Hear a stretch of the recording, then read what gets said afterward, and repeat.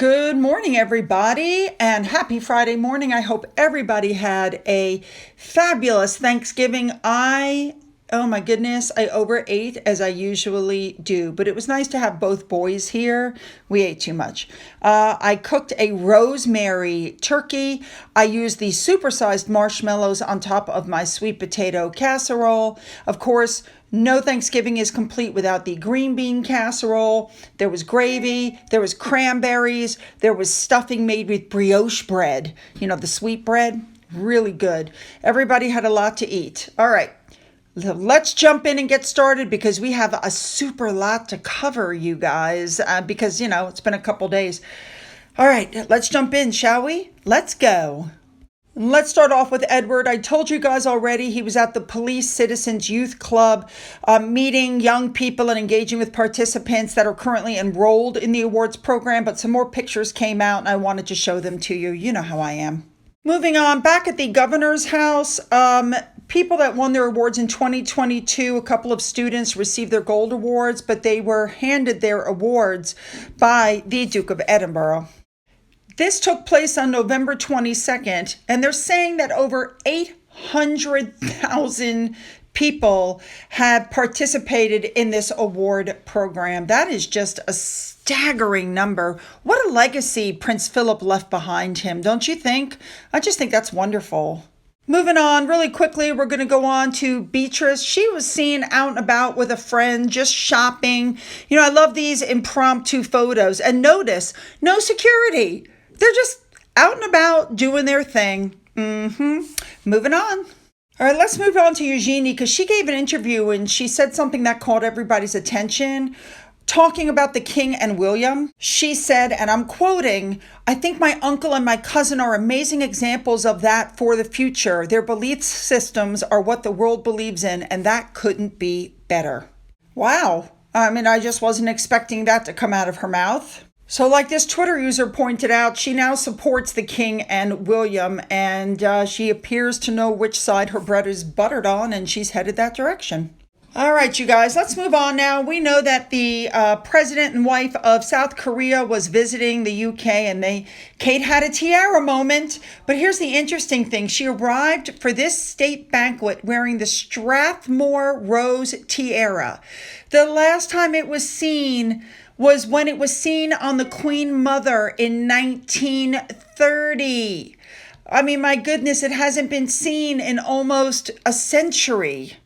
So, yeah, the last time that this was seen was when the Queen Mother sat for formal portraits in 1923 after their wedding.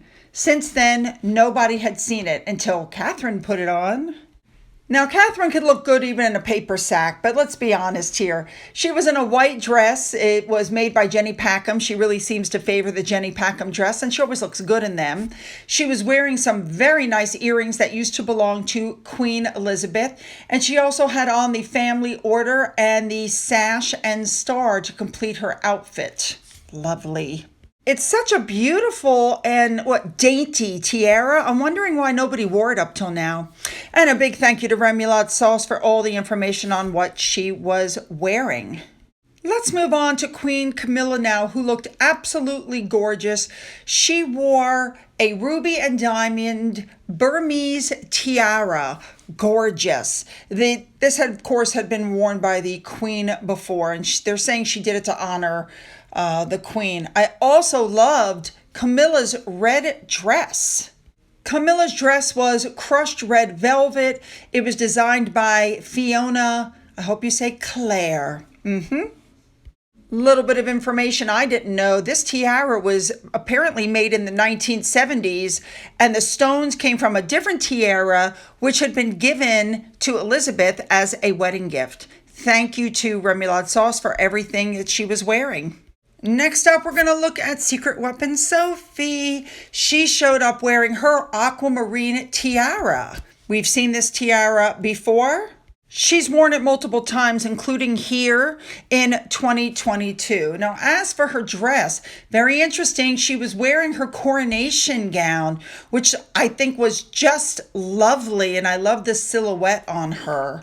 It was made by Suzanne Crabb. think I'm saying that correctly. Now, here are the side-by-side pictures. Basically, it looks identical to what she was wearing at the coronation. And yes, that's Johnny over her shoulder, but what's the deal with his hair? I don't even know what to say. And a thank you to Remoulade Sauce for all the information. All right, let's move on now to the Princess Anne, the Princess Royal, who showed up. We got a glimpse of her in the car, and then Remoulade Sauce came out with this information. She's wearing the festoon tiara, the festoon necklace, and the diamond bow brooch. She looks lovely. Next up, we have the Duchess of Gloucester, who we saw going by in the car. She had on this beautiful tiara. I had never seen this before, and I was a little, I was a little put back. And then Sarah Secret on Twitter put up that she was wearing the emerald tiara, which was a wedding gift to her mother-in-law, who was Princess Alice, from her husband in 1935, and also has not been seen in public in an extremely long time. So then it was time to go into the banquet, and they were led in by the Lord Chamberlain.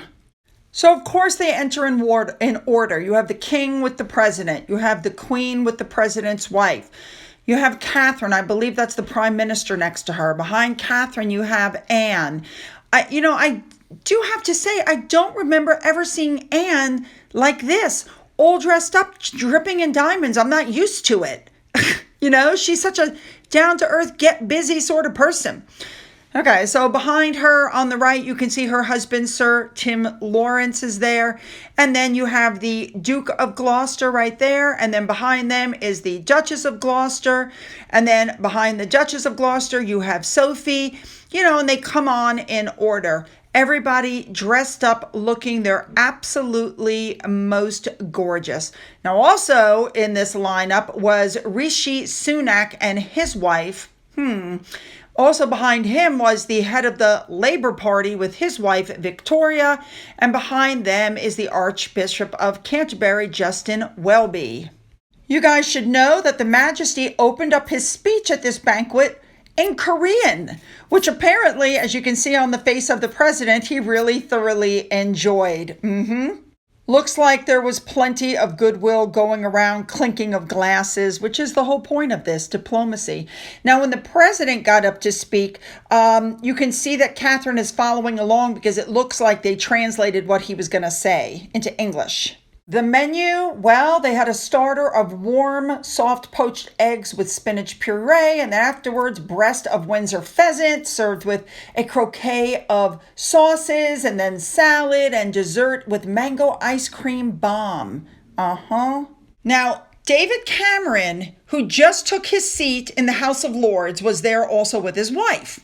Okay, so she wears a dress from her own design, and it's the dress in green. I'm sorry.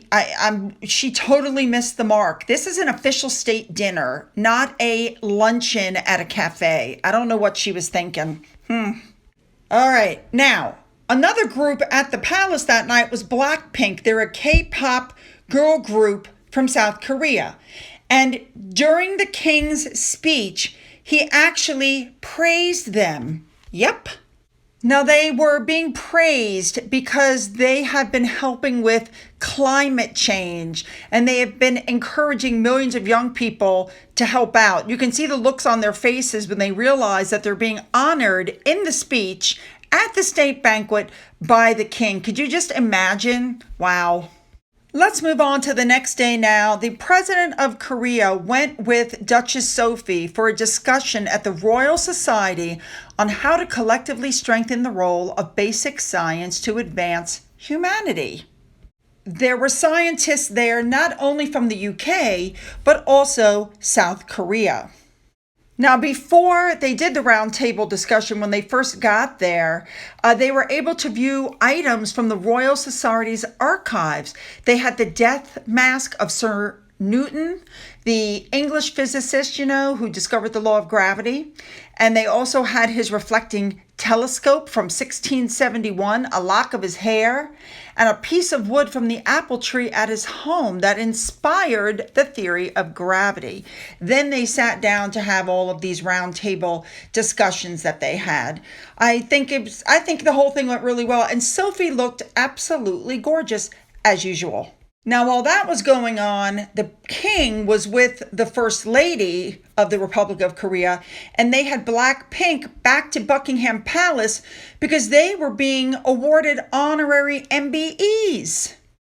They were given these honors in recognition of their role as advocates for the COP26 summit that took place in Glasgow. He said King Charles told them that he would love to see them live at some point. And then he asked them if they were tired, that they survived the state banquet, and, how tired were they? I just think that's lovely. He said he was very intrigued by them. And he said that he was glad that he was able to give them this award while the president and his wife were there, which I think is just lovely. Oh, and FYI, as of March, they're the most streamed female band on Spotify, which is maybe why the band decided they were going to play Blackpink. Yep. Now, moving on to that night, the president and the first lady of the Republic of Korea went to a banquet that was being given at Guildhall in their honor by the Lord Mayor and the City of London Corporation. The Duke and Duchess of Gloucester were present. I do not know what tiara she's wearing there. I haven't seen it identified. It's very pretty, though. And again, it looks like the evening was a great success. Toasts all around. Absolutely love it. I'm glad that they seem to be having a good time. All right, let's move on to the next day. So here we are now. It's the next day. There was a final banquet for the king and queen with the Korean president and the first lady. I don't have any pictures of that. But when it was over, it was time for them to leave. They said their goodbyes at the steps. They got in their car. They waved goodbye and off they went. I think it was an excellent visit and it went very well. Let's move on now to Meghan Markle. Now, while she and Harry went to the soccer game, and then I believe it was the next day, she went and visited a group called Justice for Girls to discuss girls and young women leadership. And she wanted to have a heartfelt conversation about justice and equality for teen girls living in poverty in Canada. Okay? So first of all, the last time she went to this group, the one and only time she went to that group was in 2020, and they gifted her a very expensive necklace, which, by the way, was never seen again. She didn't donate it back to them, it just disappeared. God knows what she did with it.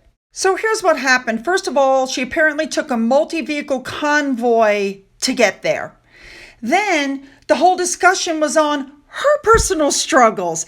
And look what was discussed. Freedom from violence and colonialism. Well, isn't that interesting? She has her hand up in front of her because she wants you to see not only is she wearing Trevor's wedding gift to her and Princess Diana's watch, but also a 15,000-pound evil eye bracelet. She's got her sleeves pushed up and her hands up because she wants to make sure you see the jewelry. Do you see in every picture she has her arms up so that you can get a shot of the jewelry? Because that's really what this is about. She also made sure in the article that they were able to correctly put what she was wearing because, she has to merch. Well, the blind item came out saying that she didn't get the pictures that she needed for her latest documentary.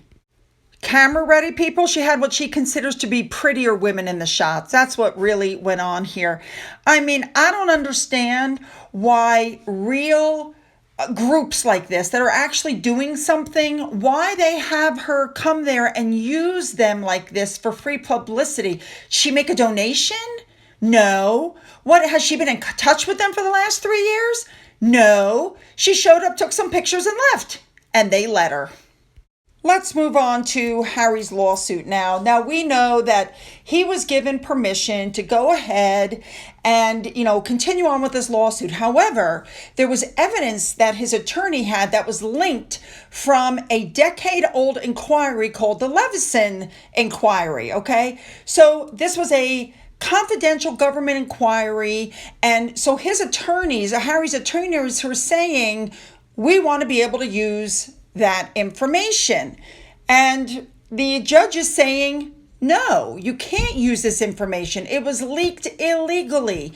There are documents or things in place that say you cannot use it. So without a change in an order restricting the release, no, you can't use it. So now Harry's attorneys are filing in court in an attempt to get them to change that so that they can use the information, because the truth is, without that information, they don't have a case.